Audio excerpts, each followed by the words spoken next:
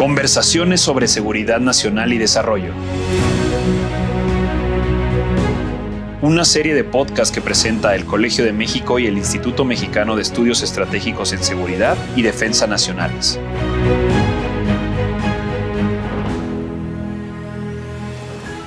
Muy buenos días, los saluda Celia Toro. Nuevamente, una vez más, les doy la más cordial bienvenida a esta serie de conversaciones que organizan el Instituto Mexicano de Estudios Estratégicos en Seguridad y Defensa Nacionales y el Colegio de México.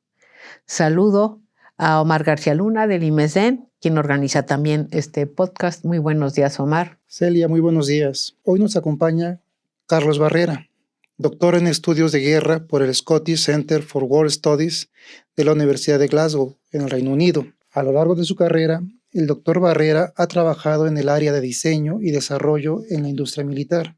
Como académico, ha impartido cursos sobre seguridad nacional, Fuerzas Armadas del siglo XXI, Poder Nacional, Planeación Estratégica para la Inteligencia y Defensa Nacional en el Colegio de Defensa Nacional, el Centro de Estudios del Ejército y Fuerza Aérea, la Universidad Anáhuac y la Universidad Iberoamericana.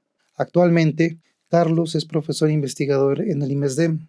Sus áreas de investigación se enfocan en temas relacionados con defensa nacional, las Fuerzas Armadas, la doctrina militar, la seguridad nacional, la industria militar y la cultura estrategia. Bienvenido, Carlos.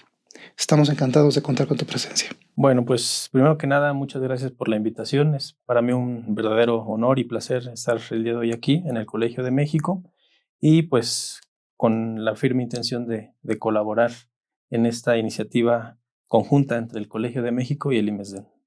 Gracias, Carlos. Gracias por venir y acompañarnos esta mañana. Carlos ha hecho importantes investigaciones sobre el concepto de cultura estratégica, que es el tema de este podcast. Carlos, como siempre pedimos como definición, orientación básica. Cuando hablamos sobre cultura estratégica, nos referimos a valores, a tradiciones que dan forma a la política exterior de un Estado, a la agenda de seguridad y de defensa. Hablamos también de cómo esa cultura, la cultura estratégica, juega un papel fundamental en el comportamiento de un país en el exterior. Así es, ¿qué es la cultura estratégica? ¿Por qué debemos conocerla, estudiarla? ¿Qué papel juega? Bueno, en el marco de los estudios en seguridad y los estudios estratégicos, el concepto de cultura estratégica surge para tratar de comprender cómo el conjunto de ideas, creencias, miedos, temores, es decir, todos estos elementos intangibles que son forjados cultural e históricamente en un país, pues dan forma a la manera en la que un Estado va prefigurando sus intereses y objetivos en términos de seguridad y de defensa. La cultura estratégica surge como una nueva forma de explicar el comportamiento de los Estados, ya que, pues como bien es sabido, durante el siglo XX, pues las corrientes teóricas realistas pues han predominado en gran parte para explicar la geopolítica, los conflictos armados y las relaciones internacionales. Entonces, con el auge que tuvo en la segunda mitad del siglo XX el constructivismo, pues se le dio mucho mayor peso, ¿no?, a estos elementos normativos e incluso ya en tiempo más reciente a las narrativas que se van generando al interior de los estados y entre grupos de estados, pero que eso influye de manera significativa en cómo interactúan con el exterior. Entonces, como bien lo planteas, Celia, es, digamos, todo este constructo social imaginario que pues define, a final de cuentas, cómo van a hacer uso de sus recursos nacionales para alcanzar sus objetivos. Totalmente de acuerdo, la realidad se construye. Carlos, a partir de lo que nos comentas, pudiéramos afirmar que la cultura estratégica entonces es esa influencia sutil, pero poderosa, que afecta las decisiones y acciones de los estados, especialmente en el largo plazo. Es decir, la cultura estratégica es un factor crítico en la formulación de las políticas y estrategias de un estado, ya sea en materia de desarrollo, de seguridad o defensa nacionales. Bajo esta lógica, podemos asumir que factores culturales influyen en la percepción de las amenazas y las oportunidades que un gobierno identifica para formular una agenda de seguridad. Planes de defensa en los que se privilegia o no el uso de la fuerza militar, o para tomar decisiones de política exterior y de política comercial que le permitan adaptarse a los cambios del entorno global. En ese sentido, me gustaría preguntarte, ¿cómo surge y cómo ha evolucionado el concepto de cultura estratégica en general y en México? ¿Y qué papel juega hoy en día? ¿Por qué en ciertos contextos no se le ha dado la importancia y atención que merece este concepto que es importante? Sí, gracias, Omar. Creo que esta pregunta es muy pertinente porque pues retrata, ¿no?, cuál es el objetivo puntual del concepto. El concepto de cultura estratégica surge en la década de los 70, especialmente en 1977, con un investigador de la Rand Corporation en Estados Unidos, en el contexto de la Guerra Fría, y lo formula con la intención de superar el sesgo estructuralista y realista de esta confrontación, pues sí, geoestratégica, y que pues había estado, digamos, dentro de las explicaciones predominantes, pues la teoría de juegos, teoría de acción racional, y él partía de la idea de que había otros elementos que se estaban ignorando, pero que eran mucho más importantes para explicar y no predecir de manera, digamos, precisa, ¿no?, pero sí anticipar una posible respuesta, en este caso, de la Unión Soviética. ¿Quién era ese autor? Perdón que te interrumpa, Carlos. Se llama Jack Snyder. Jack Snyder formula un estudio sobre la probabilidad de uso de las armas nucleares por parte de la Unión Soviética. Y en su documento, voy a citar, define cultura estratégica como el conjunto total de ideas, respuestas emocionales condicionadas y patrones de comportamiento habitual que los miembros de una comunidad estratégica nacional han adquirido a través de la instrucción o la imitación y comparten entre sí con respecto a la estrategia nuclear.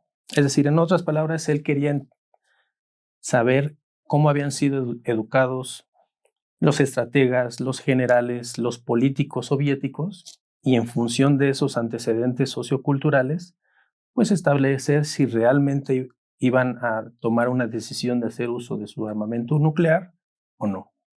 Ese es el punto de partida de este concepto. Desde entonces, pues han surgido una serie de, y así les han llamado, Alastair Johnson, un académico de la Universidad de Harvard, muy renombrado en estos estudios estratégicos, y dice que hay 3 generaciones de estudio. Cada una de estas generaciones de estudio se distingue por sus diferentes conceptos, sus diferentes métodos para aproximarse a lo que es la cultura estratégica, ¿no? En la primera generación, encabezada por Jack Snyder, pues él plantea que la cultura estratégica debe de abordarse de manera holística, integral, ¿no? Es decir, es un constructo total de ideas. La segunda generación surge criticando esa posición holística, ¿no? Dice, bueno, no podemos hablar de todo porque pues, al mismo tiempo es nada a la vez, ¿no? Entonces ellos tratan de centrarse en la manera en la cual la cultura se instrumentaliza para promover temas estratégicos en una agenda política, ¿no? En este caso, Bradley Klein y Robin Luckman se centran en Hollywood, en el contexto de los 70s, 80s, pues promueve una serie de visiones que eventualmente pueden tener o tuvieron apoyo por parte de la sociedad norteamericana, ¿no? Y tiene que ver mucho con esta visión militar, nuclear, de desarrollo tecnológico, etc. Una tercera generación ya surge ya en los 90s y surge desde una perspectiva mucho más positivista, digamos lo menos interpretativa que la primera generación, pero parte de la idea de que pues es importante tener elementos verificables, concretos, empíricos. Es decir, que las ideas se manifiesten en comportamientos. De otra manera, pues pues pierde rigor, ¿no?, el concepto de la cultura estratégica. Y ya en los últimos años, hace que será 15 años, surgió una cuarta generación. Hasta la cuarta generación, o previo, se asumía que cada estado tenía una sola cultura estratégica. Era, pues, digamos, un constructo monolítico, ¿no? Cada estado tiene su cultura estratégica y no cambia, es permanente. Pero la cuarta generación dice, no, al interior de cada estado hay múltiples culturas estratégicas que están interactuando, que están en pugna por tratar de tomar una posición predominante, y una vez que tiene esa posición predominante, pues se influye en las políticas, en las estrategias y en el comportamiento de un Estado, ¿no? Entonces, para cerrar esta explicación, Omar, te compartiría esta última definición de la cuarta generación, que sería: la cultura estratégica es el conjunto de ideas, actitudes y normas hacia cuestiones estratégicas y patrones de comportamiento estratégico que son relativamente estables en el tiempo. En otras palabras, si las normas y el comportamiento son ambos estables, este periodo de estabilidad puede ser caracterizado como una cultura estratégica particular. Entonces, digamos que este es el panorama amplio, ¿no?, de cómo surge, cómo evoluciona la cultura estratégica. Y para atender la última pregunta que me hacías, pues yo considero que no se le ha dado la relevancia porque sigue predominando, digamos, en la parte del análisis académico, pues posturas estructuralistas, realistas. No quiero decir que no sean pertinentes, sin embargo, no se le ha dado cabida a este tipo de planteamientos que recurren a enfoques más interpretativos. Eso es una. Y dos, principalmente en el contexto latinoamericano, pues puede que se tenga un poco de prejuicio, ¿no?, de que son conceptos formulados en Europa, en Estados Unidos, y que no empatan, ¿no?, con la realidad latinoamericana, pero creo que es todo lo contrario, ¿no? Creo que es una oportunidad que varios estados tienen para, primero, entender las razones de su posicionamiento estratégico sobre un tema y cómo es que ellos lo pudieran, pues, perfeccionar hacia el futuro, ¿no? Entonces, esa sería, digamos, la explicación que yo encuentro a esa falta de atención al concepto. Muy interesante. Bueno, Carlos, ¿tú crees que México sí cuenta con una cultura estratégica que orienta las decisiones fundamentales de su gobierno en el exterior? O sea, ¿o cuáles serían los rasgos distintivos de esa cultura? En los estudios culturales, la afirmación de que alguien o algún grupo no tiene cultura es una falacia. Es decir, al ser un ser humano con interacciones, con ideas, con creencias, se va generando esa cultura, ¿no? Claro, no podría no tenerla. No podría no tener. De acuerdo. Que sea congruente o no congruente, que sea efectiva o no efectiva para sus fines, esa es otra cosa. Y creo que es ahí parte de la relevancia del concepto de cultura estratégica, ¿no? Antes de entrar a esa respuesta, creo que nada más puntualizaría, ¿no?, que la cultura estratégica se puede tomar desde dos perspectivas. Por un lado, desde la perspectiva del analista, ¿no?, del académico. ¿Para qué? Pues para explicar cómo y por qué actúan como actúan ciertos estados, ¿no?, históricamente. Pero también está la otra vertiente de los profesionales, de los tomadores de decisiones, ¿no?, de los formuladores de política. Y digamos, dentro de esta arista, pues la cultura estratégica sirve para ser reflexivo e incluso autocrítico respecto a cuáles son las influencias de un grupo de tomadores de decisiones respecto a, no sé, un evento específico, ¿no? Pudiera ser una coyuntura de seguridad, una resolución en un foro multilateral, etcétera, ¿no? Entonces, partiendo de esto, en México sí no hay una, hay varias culturas estratégicas, y que justamente nos permite hacer como una traducción o una lectura de los tiempos que estamos viviendo, ¿no? Por ejemplo, yo pudiera decir que en el México contemporáneo, pues no sé, en los últimos 30, 40 años, ha habido una dinámica, digamos, intensa entre dos grandes culturas estratégicas en México. Por un lado, podríamos hablar del nacionalismo defensivo, que es, pues, herencia, ¿no?, de este nacionalismo posrevolucionario. Cito a Aguilar Camín, por ejemplo. Él plantea que el nacionalismo mexicano se fundamentó como una poderosa ingeniería simbólica basada en el patriotismo criollo novohispano, con el objetivo de construir la idea de una nación independiente del dominio español y de la influencia estadounidense, ¿no? Entonces, esa idea, pues, ha perdurado durante décadas y pues ya siglos, ¿no? Entonces, dentro de las élites de formulación de política, pues hay un arraigo, ¿no? ¿Y por qué? Pues porque estos arraigos dan identidad, ¿no? Entonces, por un lado tenemos todo este grupo arraigado al nacionalismo, y que, pues, es encarnado por partidos políticos, actores políticos, diplomáticos, militares, etcétera, ¿no? Y un nacionalismo que influye también a la población mexicana, o sea, no nada más se queda en las élites, sino que incorpora a la sociedad mexicana. A través del discurso, del acto discursivo, pues se van generando estas narrativas, ¿no? Y van generando estos, digamos, estos soportes o apoyos sociales, ¿no?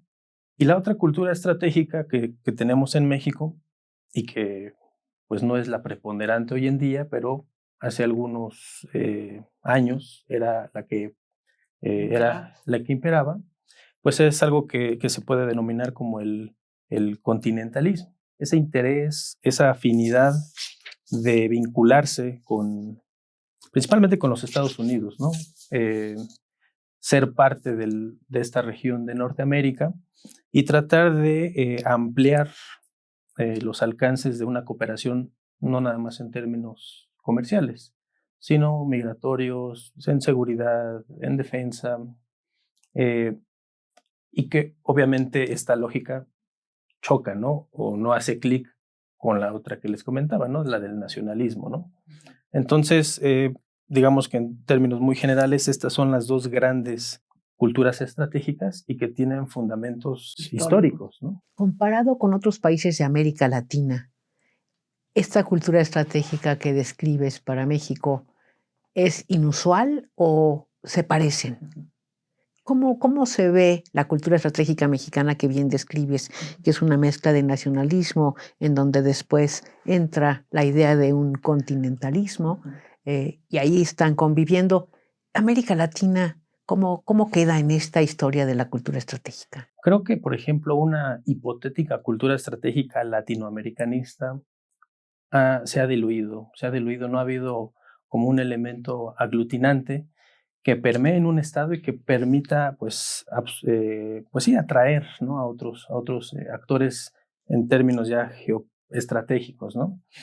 Creo que el punto o el común denominador, pues sí, es el nacionalismo, ¿no? Digamos que eso explica varias de las tensiones que se observan o se han observado en las últimas décadas en la región latinoamericana y que han impedido incluso forjar un bloque sólido sudamericano, ¿no? Por ejemplo, está el caso de la UNASUR, que realmente no se consolidó como un mecanismo de defensa regional en Sudamérica.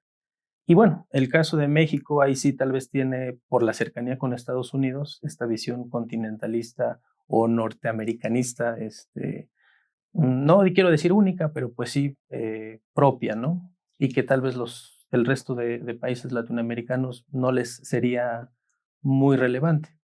Entonces, esas serían, digamos, las distinciones que yo observaría. Retomando lo que comentas sobre la proyección que tiene México, pues en la región a la que pertenece en términos geográficos, que es América del Norte, nos has hablado de la relación con Estados Unidos, pero ¿qué hay de la relación con Canadá? En este caso, si pensamos en Canadá y México como potencias medias, ¿cuál es el patrón que tú consideras mantienen en sus culturas estratégicas pues a partir de esta integración como bloque, al menos económico, en América del Norte junto con Estados Unidos? Creo que esta pregunta me recuerda algunos trabajos que hice hace algún tiempo, específicamente sobre el caso de Canadá y de México, ¿no? Partiendo del común de que ambos son potencias medias, ¿no? Canadá sí, una potencia media consolidada, México una potencia media emergente, pero al momento yo de plantear este estudio yo veía, o me preguntaba, mejor dicho, qué elementos hacen que Canadá, pues a pesar de, pues sí, de su propio interés nacional, tenga esa habilidad para negociar ciertos temas con Estados Unidos y en México pues no fluye de la misma manera, ¿no? Y fue a la luz de este concepto de cultura estratégica, ¿no? Entonces, al revisar el concepto de cultura estratégica en Canadá, pues observan al menos tres grandes pilares o culturas estratégicas, pues que no necesariamente empatan, ¿no? Con esta visión que yo les compartí ahorita de México.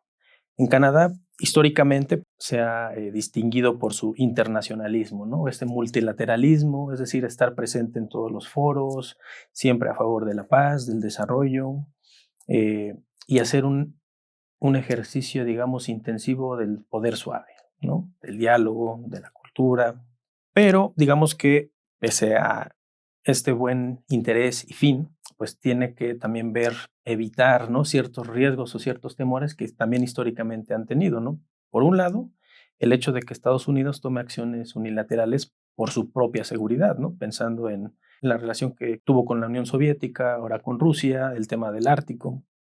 Entonces, eso los ha llevado a desarrollar una segunda cultura estratégica, que es la que es más afín a la de México, ¿no? Un continentalismo. Es decir, sacrifico un poco de mi esencia como Estado, de mis intereses estratégicos, pues por tener una buena relación con, pues con el hegemón, ¿no? Con el país, con la gran potencia. Entonces, eso pues facilita eventualmente estos intercambios comerciales, y mucho más que México, pues acordar una agenda común de seguridad y de defensa. Y me liga a la tercera cultura estratégica canadiense, que es el atlanticismo, que es también, digamos, de manera, yo lo percibo muy inteligente, el hecho de que Canadá recurra a sus lazos sociales, históricos y culturales con la Gran Bretaña del Reino Unido y con Francia, pues para evitar que Estados Unidos en algún momento actúe en contra de su integridad y soberanía. Entonces, a través de su membresía en la OTAN, pues ellos aseguran que Estados Unidos pues no va a violentar pues a un aliado como lo es Canadá, ¿no? Entonces, dependiendo de los tiempos pues, que viva, digamos, la región y el mundo, pues Canadá va ocupando, ¿no? Ya sea el internacionalismo, ya sea el atlanticismo o ya sea el continentalismo. En algún momento yo pensé que, por ejemplo, la orientación de los partidos políticos de cada país, pues era un factor relevante para entender esa posible integración en América del Norte o esas coincidencias estratégicas.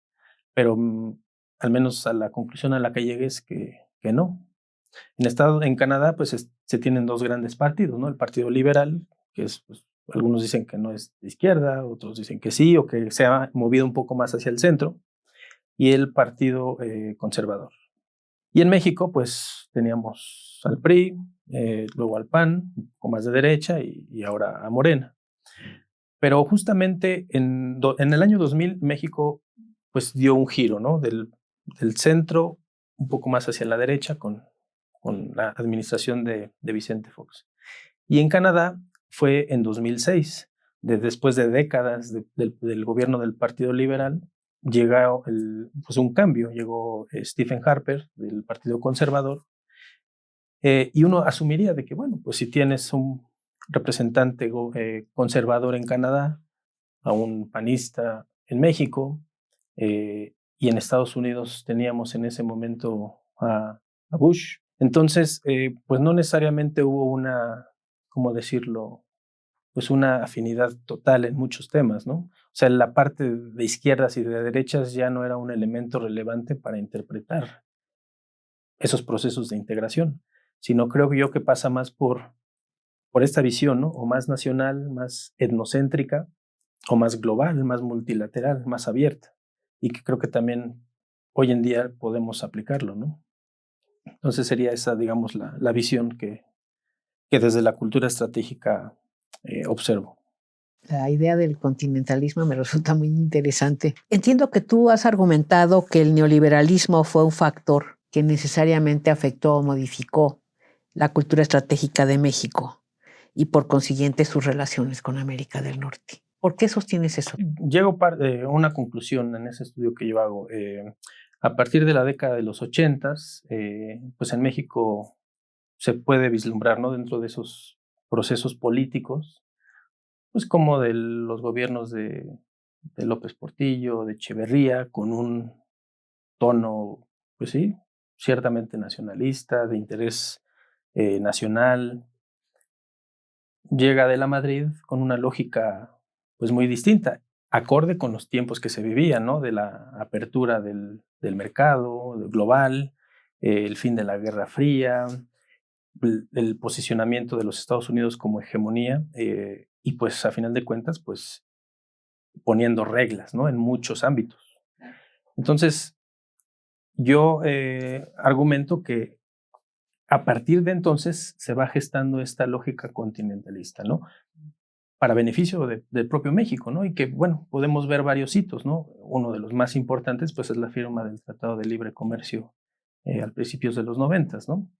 Pero, obviamente, tanto de la Madrid como Carlos Salinas, como Ernesto Zedillo, incluso Vicente Fox, aunque ahí digo hay ciertas anomalías, principalmente relativas a la postura que tomó México y a la respuesta que dio ante los atentados del 9/11, pero en general se observa un patrón, ¿no? Que había una disposición, una apertura, que bueno, ciertos sectores aquí en México también criticaron, pero que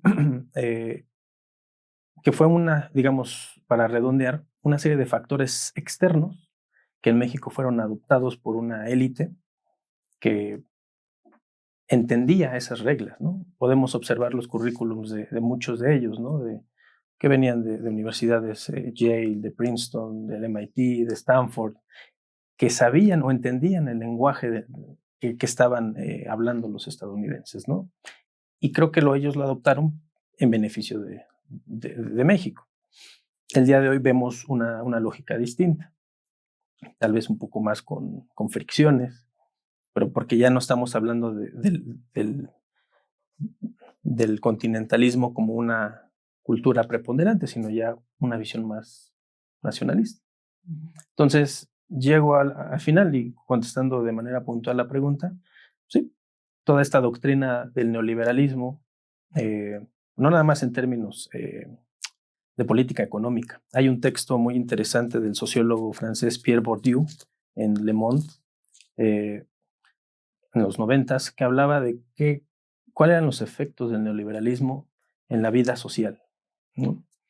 Y bueno, al leer ese artículo me quedó muy claro que sí, esto no nada más se reducía a una cuestión de política económica, sino, digamos, todo lo que desencadena. ¿Tú crees que con lo que dices ahorita al final, contamos hoy con la cultura estratégica adecuada para enfrentar los cambios que estamos viviendo?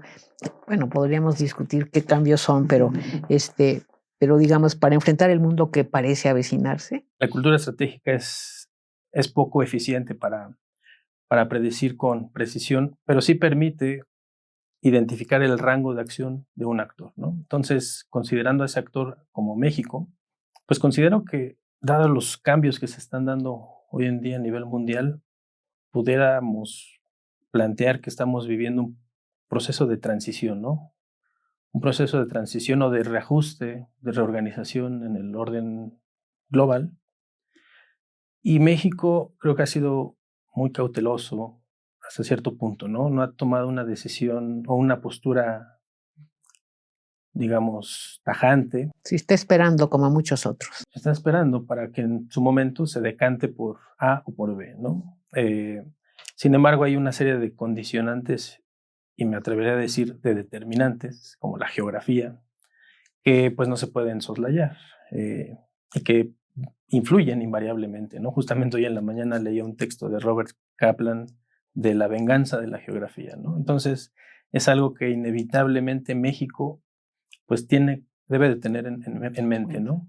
Los Estados Unidos pues han estado, están y seguirán estando en el norte, ¿no? Entonces, creo que parte de la postura que México hoy ha jugado, bueno, creo que no es el término correcto, ¿no? De la ambivalencia, pero sí de una indefinición esperando eso, ¿no? Que se decanten ciertos aspectos del orden global y probablemente, ¿no? Pues la tradición diplomática o estratégica de México, ¿no? Del multilateralismo, la resolución de conflictos por la vía pacífica, pues creo que ha sido la fórmula pues ganadora para México, ¿no?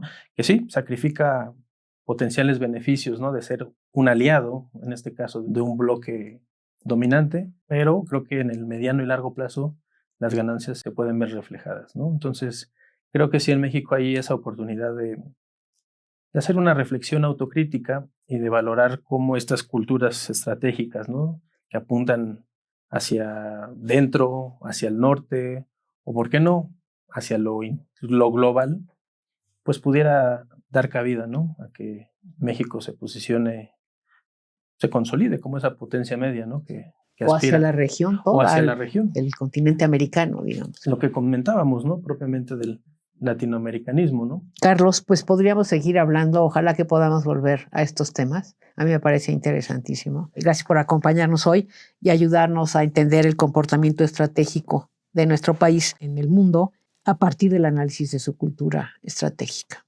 Terminamos así el último episodio de esta temporada del podcast Conversaciones sobre Seguridad y Desarrollo, que organizan el Instituto Mexicano de Estudios Estratégicos en Seguridad y Defensa Nacionales, el IMESDEN y el Colegio de México. Se despiden de ustedes Celia Toro y Omar García Luna. Esto fue una producción de la Coordinación de Educación Digital del Colegio de México.